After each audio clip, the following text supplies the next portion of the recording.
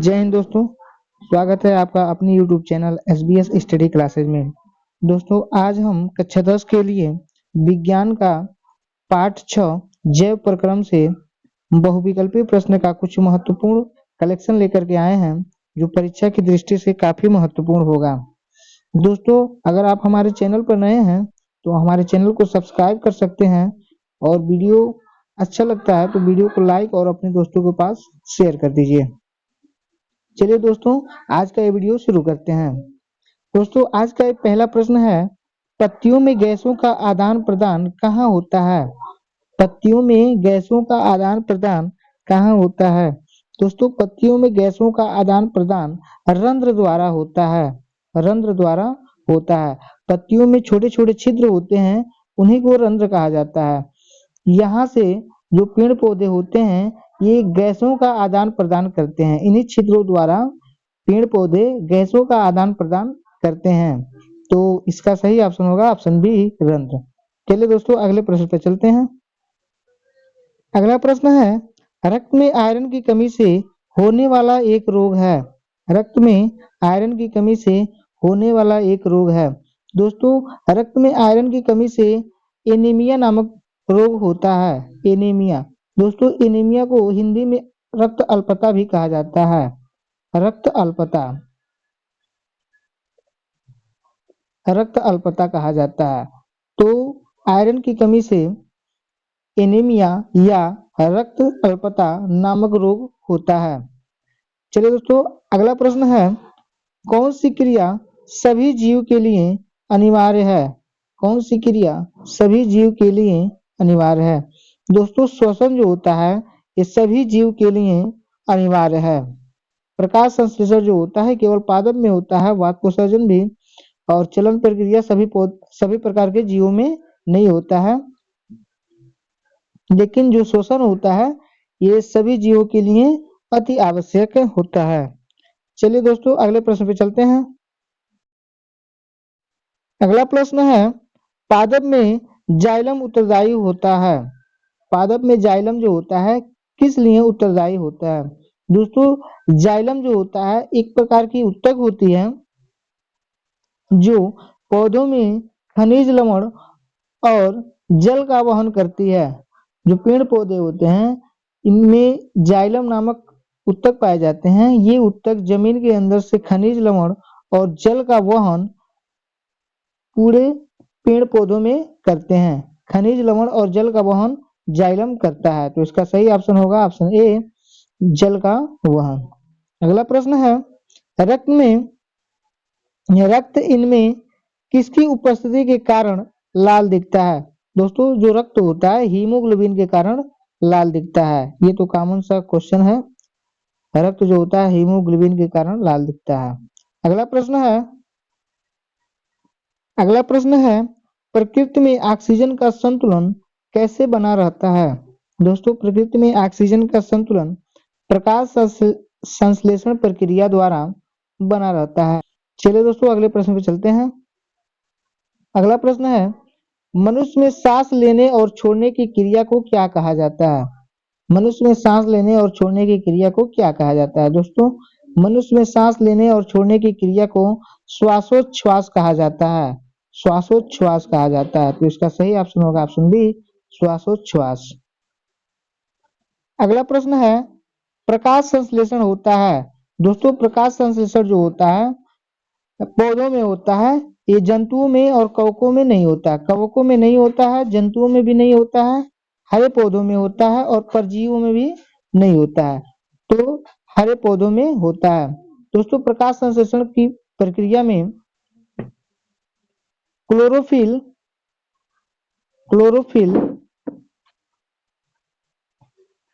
Chlorophyll तथा सूर्य का प्रकाश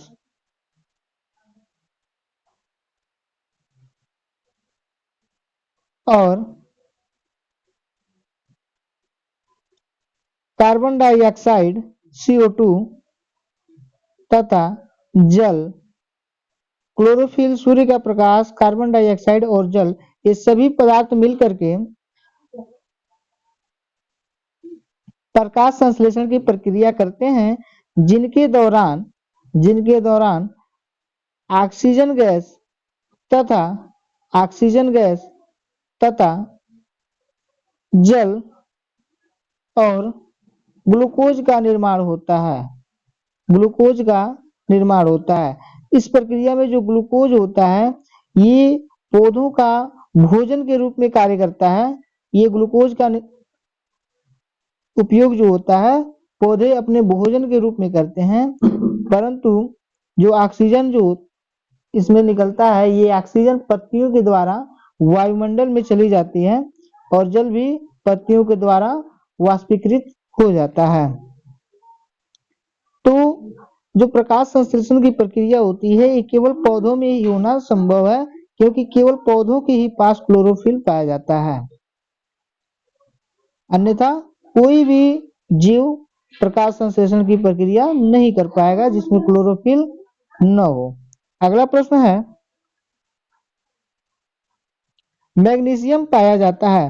दोस्तों जो मैग्नीशियम होता है ये क्लोरोफिल में ही पाया जाता है। मैग्नीशियम क्लोरोफिल में पाया जाता है।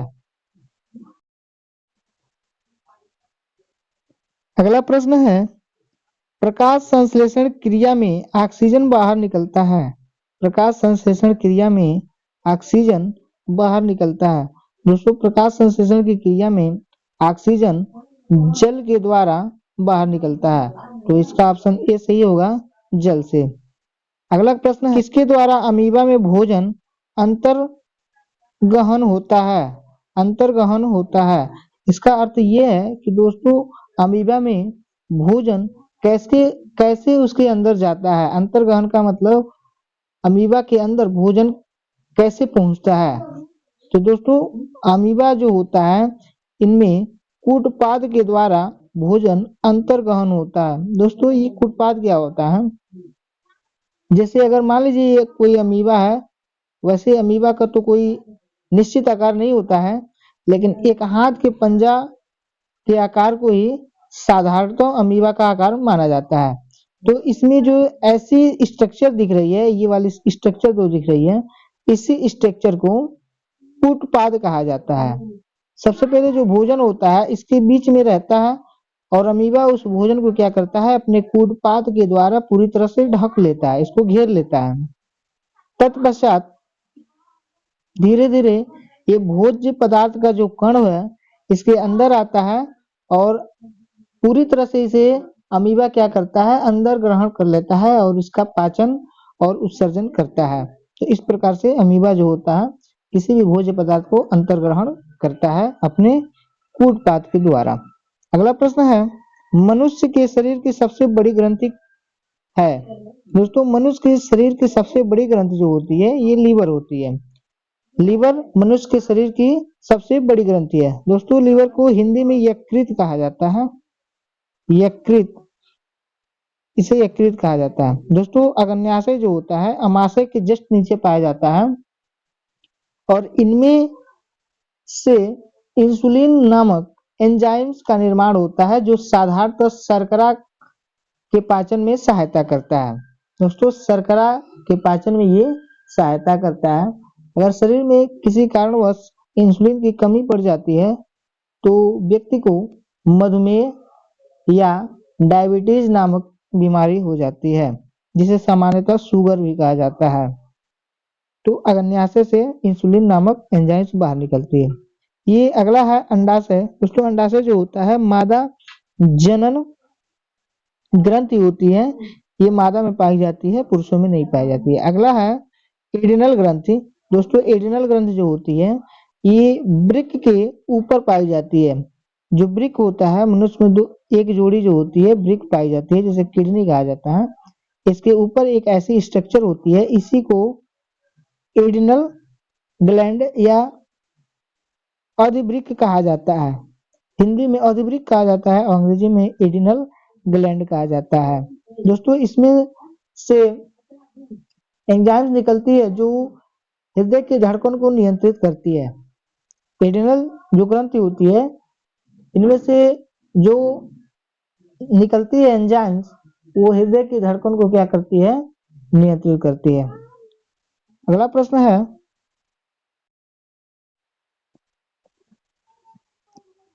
अगला प्रश्न है, रच्छी कोशिकाएं पाई जाती हैं। दोस्तों रच्छी कोशिकाएं जड़ में पाई जाती हैं। पौधों के जो जड़ होते हैं उनमें रच्छी कोशिकाएं पाई जाती हैं। अगला प्रश्न है, निम्नलिखित में कौन उत्सर्जी अंग है? तो वृक्क जो होता है ये उत्सर्जी अंग होता है। अग्न्याशय नहीं होता है, आंख नहीं होती है, और ये चौथा ऑप्शन है कोई नहीं, तो ये तो ऑलरेडी नहीं होगा। तो वृक्क जो होगा तो उत्सर्जी अंग होता है। दोस्तों मनुष्य में मुख्यतः 4 प्रकार के उत्सर्जी अंग पाए जाते हैं। पहला जो होता है वृक्क होता है, दूसरा यकृत होता है, लिवर जिसे यकृत कहा जाता है, तीसरा होता है फेफड़ा, फेफड़ा, और चौथा होता है त्वचा, त्वचा।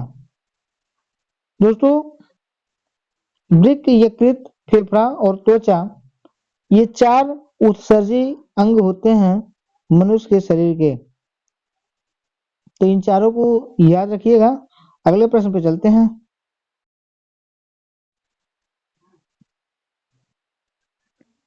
अगला प्रश्न है, वाष्पोत्सर्जन कैसी प्रक्रिया है? वाष्पोत्सर्जन कैसी प्रक्रिया है? दोस्तों वाष्पोत्सर्जन एक प्रकार की भौतिक प्रक्रिया है। दोस्तों भौतिक प्रक्रिया और रासायनिक प्रक्रिया तो आपने पढ़ा ही होगा। भौतिक प्रक्रिया ऐसी प्रक्रिया होती है जिसमें कोई नया पदार्थ का निर्माण नहीं होता है, जबकि रासायनिक प्रक्रिया एक ऐसी प्रक्रिया होती है जिसमें किसी नए पदार्थ का निर्माण होता है। रासायनिक प्रक्रिया में किसी नए पदार्थ का निर्माण होता है और भौतिक प्रक्रिया में किसी नए पदार्थ का निर्माण नहीं होता है। इसी प्रकार से वाष्पोत्सर्जन जो होता है इसमें जल जो होता है वाष्प में बदलता है और वाष्प दोबारा से जल में बदल जाता है। तो इससे कोई नया पदार्थ का निर्माण नहीं हुआ, इसलिए वाष्पोत्सर्जन जो होता है एक प्रकार की भौतिक प्रक्रिया है। अगला प्रश्न है, रक्त क्या है? दोस्तों रक्त एक प्रकार का उत्तक होता है। रक्त जो है संयोजी उत्तक है, संयोजी उत्तक, संयोजी उत्तक। दोस्तों उत्तक कई प्रकार के होते हैं जिनमें से संयोजी उत्तक एक है, और रक्त जो होता है संयोजी उत्तक का उदाहरण होता है।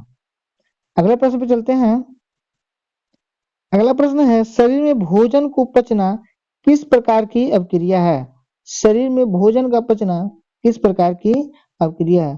दोस्तों शरीर में भोजन का पचना एक प्रकार की उपचयन अवक्रिया है, एक प्रकार की उपचयन अवक्रिया है। दोस्तों उपचयन अवक्रिया ऐसी अवक्रिया होती है जिसमें ऑक्सीजन की वृद्धि होती है।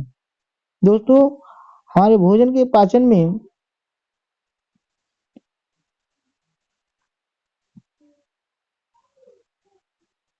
कार्बन डाइऑक्साइड और ग्लूकोज का निर्माण होता है, ग्लूकोज का निर्माण होता है, जिसमें ग्लूकोज जो होता है हमारे लिए बेहद जरूरी होता है, इनसे एनर्जी का निर्माण होता है।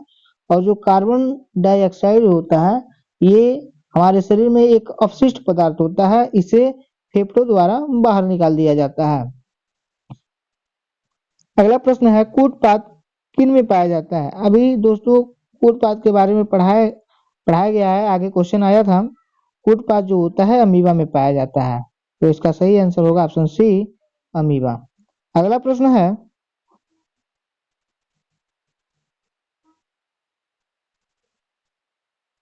रक्त का थक्का जमाने में किस विटामिन का योगदान होता है? रक्त का थक्का जमाने में किस विटामिन का योगदान होता है? दोस्तों रक्त का थक्का जमाने में विटामिन के का निर्माण योगदान जो होता है महत्वपूर्ण होता है, यानी इसका सही आंसर होगा विटामिन के।